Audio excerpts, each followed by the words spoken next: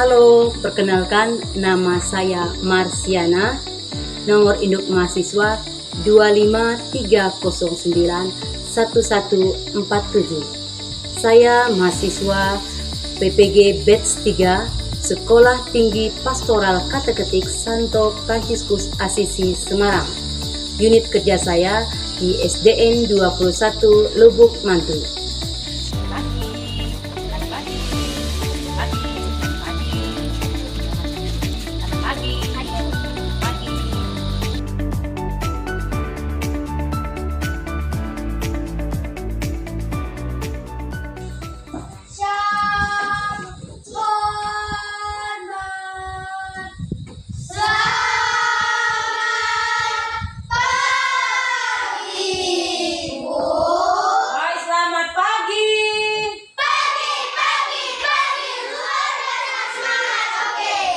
Puji Tuhan, silakan duduk. Sebelum kita mulai pelajaran, kita berdoa terlebih dahulu. Jadi mohon kesediaan Eva untuk memimpin kita di dalam doa. Mari kita tandai diri bersama salib. Dalam nama Bapa dan Putra dan Roh Kudus. Amin. Ya Tuhan, kami ingin belajar, semoga dalam pelajaran kami nanti tidak terjadi apa-apa. Demi Kristus, Tuhan dan pengacara kami. Amin. Bapa kami yang ada di surga, dimuliakanlah namamu, datanglah kerajaanmu, jadilah kehendak-mu di atas bumi seperti dalam surga. Berilah kami rezeki pada hari ini, dan ampunilah kesalahan kami, seperti kami mengampuni yang salah pada kami, dan jangan masukkan kami dalam pencobaan, tetapi bebaskan kami dari yang jahat. Amin. Dalam Bapa, Putra, dan Roh Kudus. Amin. Baik, silakan duduk. Terima kasih Eva sudah memimpin kita di dalam doa. Sebelum mulai pelajaran, Ibu mau cek kehadiran. Siapa yang dah hadir hari ini? Ada enggak yang dah hadir?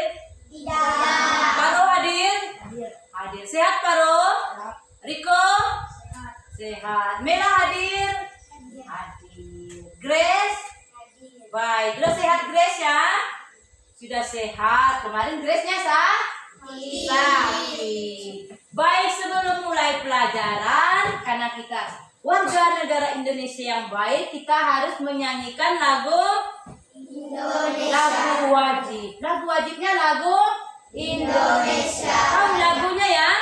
Tahu. Baik, kita berdiri. Kita berdiri, kita menyanyikan lagu Indonesia Raya.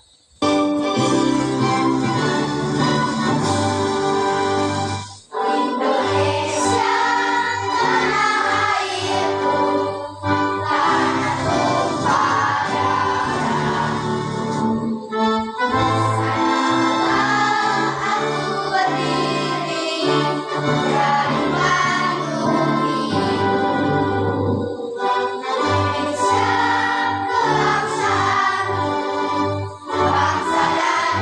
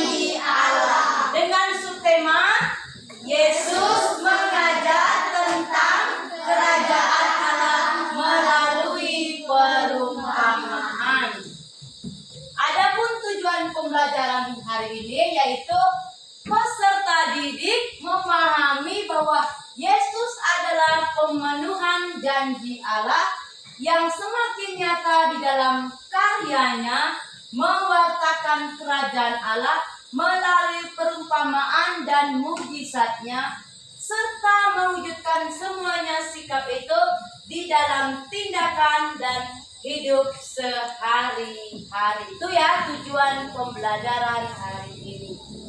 Sesuai tema hari ini tadi adalah tentang kerajaan Allah. Kerajaan Allah. Ada yang masih ingat sebelum kerajaan Allah materi kita itu apa minggu lalu? Reneta. Allah membimbing umat Israel. Allah itu membimbing umat Israel ke tanah terjanji. Itu salah satu janji oleh Allah itu sendiri. Itu sudah kita dengarkan minggu lalu kan. Tuhan Allah memberikan janji melalui salah satu janji itu adalah 10 firman Allah. 10 firman Allah yang kita kenal di dalam gereja Katolik. Paham ya yang materi minggu lalu? Paham. Sekarang kerajaan Allah. Sebelum ke materi ibu mau tanya, apa sih itu kerajaan Allah? Kerajaan Allah adalah kerajaan damai sejahtera, penuh kasih dan sukacita. Nah, kerajaan Allah itu adalah kerajaan yang damai, penuh kasih, penuh sukacita. Pernah nggak kalian lihat sebuah kerajaan? Dalam televisi kan? Ada kan? Di dalam kerajaan itu apa sih yang ada itu dalam sebuah kerajaan? Ada pemimpin, ada rajanya, ada apa lagi? Ada ratunya. Nah, itulah sebuah kerajaan. Tapi yang dimaksudkan di sini itu tentang kerajaan Allah itu sendiri. Kita kaitkan sekarang dengan materi tadi. Nah, apa kalian tadi perumpamaan tentang kerajaan Allah? Pernah nggak kalian mendengar tentang perumpamaan itu? Pernah kan? Pernah. Dalam kitab suci ada perumpamaan. Salah satu perumpamaan yang telah Yesus ajarkan, perumpamaan apa? Perumpamaan tentang anak yang hilang. Nah, perumpamaan tentang anak yang hilang. Selain itu, Perumpamaan seorang penabur. seorang penabur. Ada lagi? Apa? Perumpamaan tentang Yesus menyembuhkan orang buta. Nah, itu salah satu. Ada 3 perumpamaan di dalam gereja yang diajarkan Tuhan Yesus. Tadi ada anak yang hilang, ada penabur, ada apa tadi? Yesus menyembuhkan orang buta. Yesus menyembuhkan orang buta. Ini tadi ciri-ciri. Selain 3 yang kalian sebutkan, ada juga tadi. Ada perumpamaan biji sesawi. Pernah dengar? Pernah dengar. Terus ada perumpamaan lalang di antara gandum. Nah, salah satu tadi perumpamaan anak yang hilang. Terus terakhir ada perumpamaan tentang ragi. Itu dalam konteks kitab suci. Nah, sekarang jadi pertanyaan. Kok Yesus pakai perumpamaan ya? Mengapa Yesus mengajar itu selalu memakai perumpamaan? Yuk kita lihat. Yang pertama, karena Yesus menggunakan perumpamaan untuk mengajarkan tentang kerajaan Allah. Yang kedua, perumpamaan adalah Cerita singkat yang mengandung pesan moral atau spiritual. Yang ketiga, tujuan perumpamaan adalah untuk menandakan pemahaman dan mengajak pendengar untuk merenungkan maknanya. Kita renungkan kembali. Maka Yesus mengajarkan selalu menggunakan perumpamaan. Kita lihat hari ini dalam konteks kitab suci. Yang pertama itu tentang anak yang hilang. Nanti kita baca sama-sama. Ini kaitan dalam konteks kitab suci. Lukas 15:11 sampai 32. Silakan dibuka Injil Lukas. Oke. Injil Lukas bab 15 ayat 11 sampai 32. Kita lihat kembali. Benar nggak sih di situ ada perumpamaan tentang anak yang hilang? Ya? Ketemu? Ketemu. Silakan dibacakan. Yesus berkata lagi, ada seorang mempunyai anak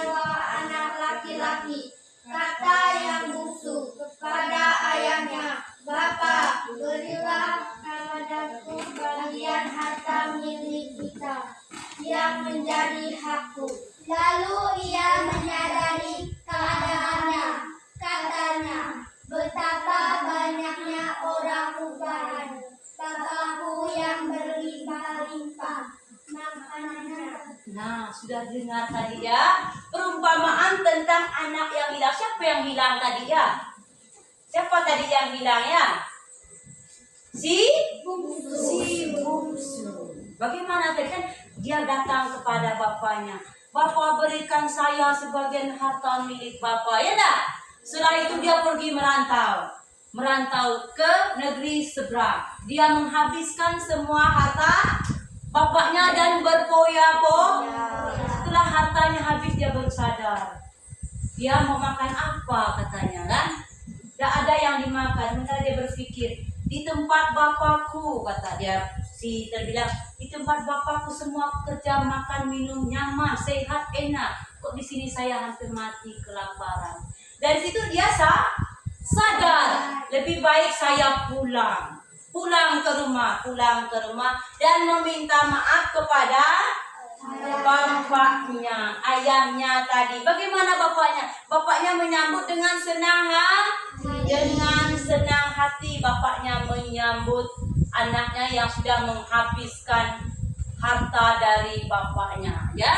Sementara itu ada lagi satu anaknya, yaitu si sulung yang tua. Bagaimana reaksi si sulung tadi? Dia marah. Setiap hari saya bersama bapak, tapi bapak tidak memberikan saya apapun. Nah, setelah ini apa yang diungkapkan dari kitab suci? Apa yang diajarkan tadi masih tentang kasih dan pengampunan dari Yesus itu sendiri. Bagaimanapun sebesar apapun kesalahan seorang anak, dia tetap mengasihi anak itu sendiri. Paham ya sampai di sini? Baik, kalau sudah paham, ibu mau bagi di dalam kelompok. Dalam kelompok diskusi apa tadi ibu jelaskan tentang anak yang hilang. Boleh buka kembali dalam Injil Lukas. Ini kelompok 1. Kelompok 1 tadi. Kelompok 1. Ibu bagi 3 kelompok. Kelompok 2 dan kelompok 3 ya. Nanti buka kembali dalam Injil Lukas. Buka kembali. Tadi buka. Itu ada soal. Yang pertama itu, apa yang kita bisa pelajari dari sikap si bungsu? Silakan. Buka kembali kitab suci. Apa ya sini tadi yang si bungsu? Baca sini. Oke, kerja mulai. Satu orang tulis, yang lainnya baca kembali. Nah, ibu kasih waktu 5 menit cukup ya? Cukup 5 menit. Baik, 5 menit untuk mengerjakan soal.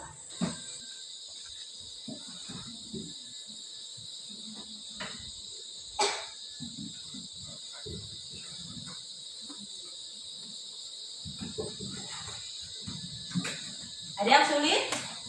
Oh, ada ya. Baca kembali. Yang kedua, bagaimana perasaan ayah terhadap anaknya? Bisa Riko? Bisa ya. Nanti kalau sudah selesai, ibu mau kelompoknya maju ke depan ya. Mulai dari kelompok 1 nanti menampilkan hasil diskusinya. Selanjutnya kelompok 2 dan kelompok 3. Tidak ada yang sulit ya? Tidak ada ya? Dari ketiga pertanyaan ini sudah semua disampaikan dalam kitab, dalam Injil Lukas. Sudah selesai? Siapa yang mau maju? Kelompok mana? Kelompok 1. Semuanya maju ke sini. Kita dengarkan ya. Dari pertanyaan nomor 1. Bagaimana? Langsung dibaca. Sikap. Apa yang bisa kita pelajari dari sikap anak si bungsu? Anak bungsu mengajarkan pentingnya kesadaran atas kesalahan dan keberanian untuk bertobat. Baik, tepuk tangan untuk kelompok 1. Silakan kelompok 2. Silakan maju. Silakan kelompok 2. Pertanyaannya dulu baru jawabannya. Apa yang bisa kita pelajari dari sikap anak bungsu? Anak bungsu mengajarkan pentingnya kesadaran atas kesalahan dan keberanian untuk bertobat. Baik, tepuk tangan kembali untuk kelompok 2. Yang terakhir, kelompok dengarkan sama-sama kelompok 3. Silakan kelompok 3. Apa yang bisa kita pelajari dari sikap anak bungsu? Anak bungsu mengerjakan pentingnya kesadaran atas kesalahan dan keberanian untuk bertobat. Baik, tepuk tangan kembali untuk kelompok 3. Silakan duduk. Kita lihat bersama-sama.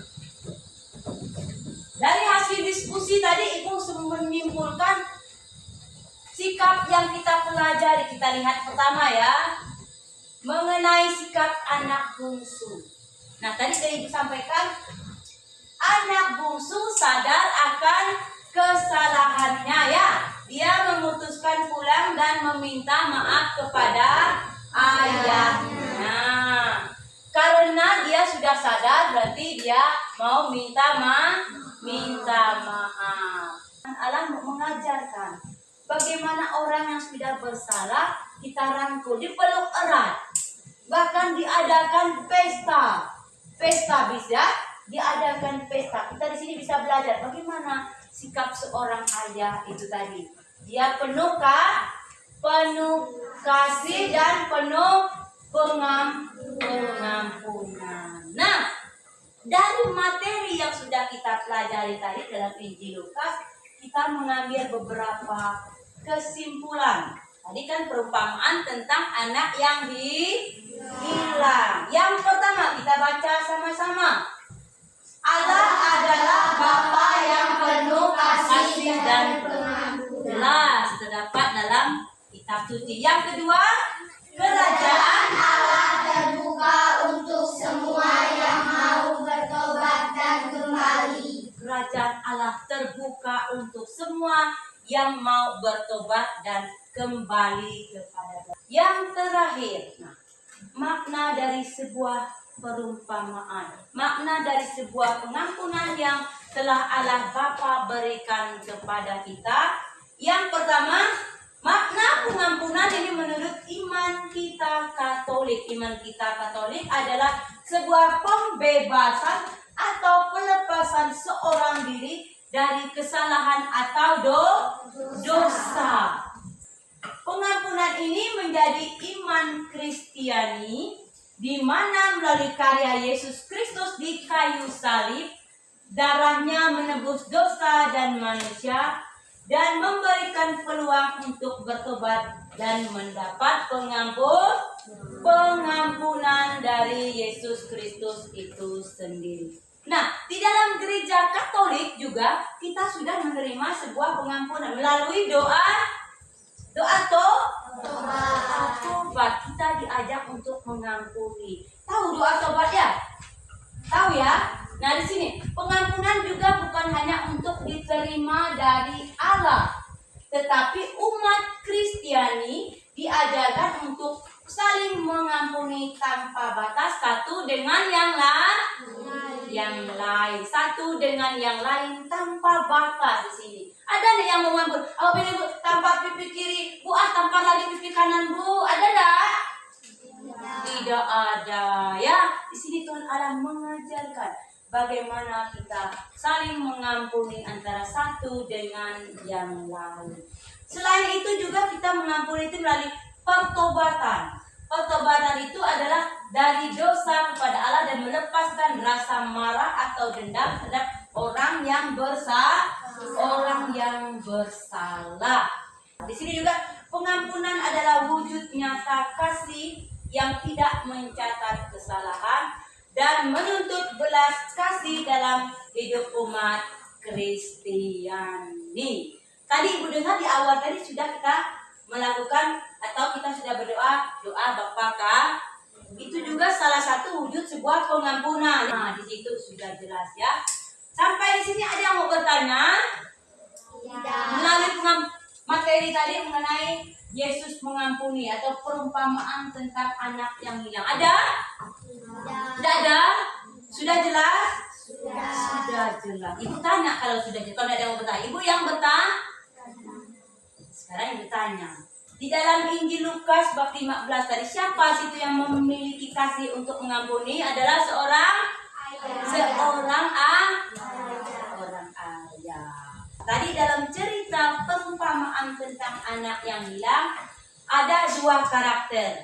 Yang pertama si bungsu dan si sulung. Itu ada dua karakter ya.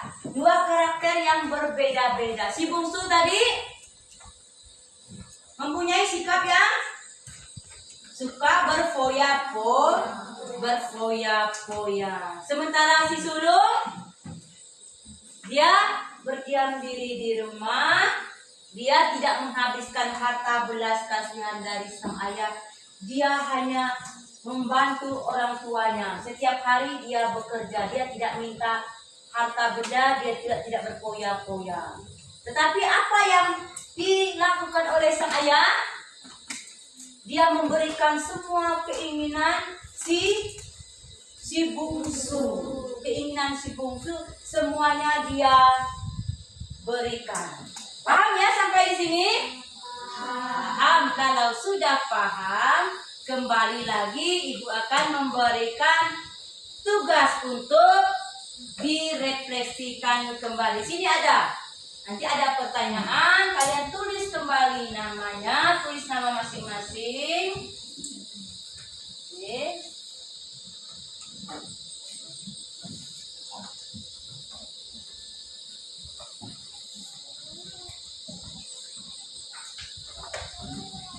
Ya. Nanti ditulis nama. Tulis nama, ini ada bentuk soal pilihan dan nanti kembali kumpulkan. Tulis nama. Bisa Mela? Tulis nama di sini. Tadi kan sahabat, ibu bacakan deh, tarik sebuah kesimpulan tadi mengenai perumpamaan tentang anak yang hilang. Nanti kalau sudah kumpulkan dengan tugas yang diskusi tadi. Diskusi tadi masukkan, jadikan satu. Diskusi kelompok sama tugas individu ini jadikan satu dan kumpulkan ya. Yang sudah boleh dikumpulkan. Coba lihat, ada yang sulit tak soalnya? Perumpamaan anak hilang tadi ya. Tidak ada yang sulit? Tidak ada? Kelompok ini tidak ada yang sulit? Tidak ada ya? Mela? Jadi ibu minta satu orang menjelaskan kembali hasil yang sudah dikerjakan. Satu orang saja, Renita. Ya, yang lain yang kumpulkan saja. Ya? Oke, sudah yang lain dikumpulkan bersama dengan tugas diskusi. Nanti ibu minta satu orang siswa untuk menjelaskan kembali mengenai materi yang sudah kita pelajari hari ini. Duduk. Kalau sudah, silakan duduk. Yang lain mendengarkan kembali penjelasan Reneta mengenai materi kita pada hari ini mengenai perumpamaan tentang anak yang hilang. Apa sih yang Reneta tanggapi dari materi kita hari ini? Sini Reneta. Dalam perumpamaan anak yang hilang, ayah memeluk anaknya yang pulang karena ayah senang dan mengampuni karena dia kembali. Kedua, kerajaan Allah yang Yesus ajarkan lebih memiliki sifat pemerintahan rohani yang ada dalam hati manusia. Baik, terima kasih. Baik, sebelum lanjut ibu lihat kurang semangat ini. Kita berdiri dulu. Kita berdiri kembali. Kita tepuk semangat terlebih dahulu ya. Tepuk semangat.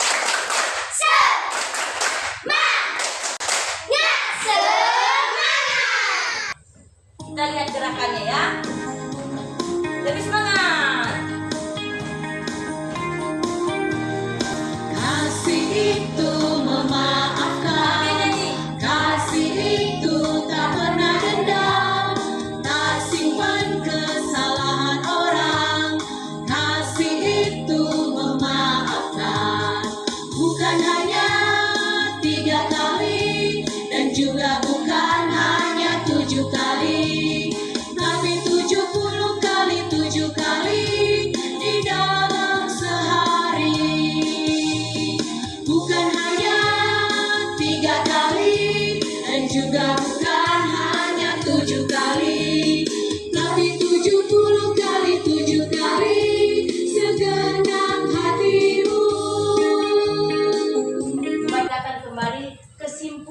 dari pelajaran kita hari ini. Sebelum kita tutup dengan doa penutup.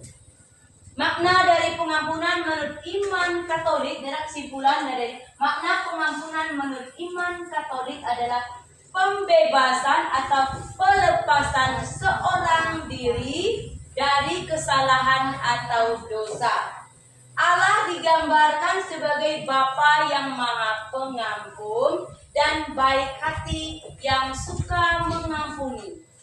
Pengampunan ini menjadi inti iman Kristiani, di mana melalui karya Yesus Kristus di kayu salib, darahnya menebus dosa manusia dan memberikan peluang untuk bertobat dan mendapatkan pengampunan. Baik, yang terakhir, pengampunan di sini bukan juga hanya diterima oleh Allah, tetapi umat Kristiani diajarkan untuk saling mengampuni tanpa batas satu sama lain, mengikuti teladan kasih Allah. Jika seorang telah menerima pengampunan dari Allah, ia juga harus bersedia mengampuni sesamanya agar hidup dalam belas kasih. Pengampunan di sini melibatkan hati, yaitu pertobatan dari dosa kepada Allah, dan perubahan hati, yaitu melepaskan rasa marah atau dendam terhadap orang yang bersalah. Di dalam Injil, Yesus mengajarkan pentingnya pengampunan seperti di dalam doa, dan melalui berbagai perumpamaan, misalnya tadi sudah kita dengar perumpamaan tentang anak yang hilang dan budak yang tidak mengampuni. Pengampunan adalah wujud nyata kasih yang tidak mencatat kesalahan dan menuntut belas kasih dalam hidup umat Kristiani. Terakhir, sebelum kita tutup, kita tidak ada yang bertanya lagi ya? Tidak ada? Udah jelas? Sudah ya, pengampunan tadi sudah jelas? Sudah? Baik, kalau sudah, kita tutup dengan doa penutup. Mari kita pandai hidup dengan tanda salib. Bapa dan Putra dan Roh Kudus. Amin. Dengan kami pulang, semoga dalam Tuhan nanti tidak terjadi apa-apa. Demi Kristus, semoga Tuhan kami. Amin. Salam Maria, penuh rahmat, Tuhan sertamu. Terpujilah engkau di antara wanita, dan terpujilah buah tubuhmu Yesus. Santa Maria, Bunda Allah, doakanlah kami yang berdosa ini, sekarang dan waktu kami mati. Amin. Dalam nama Bapa dan Putra dan Roh Kudus. Amin. Shalom.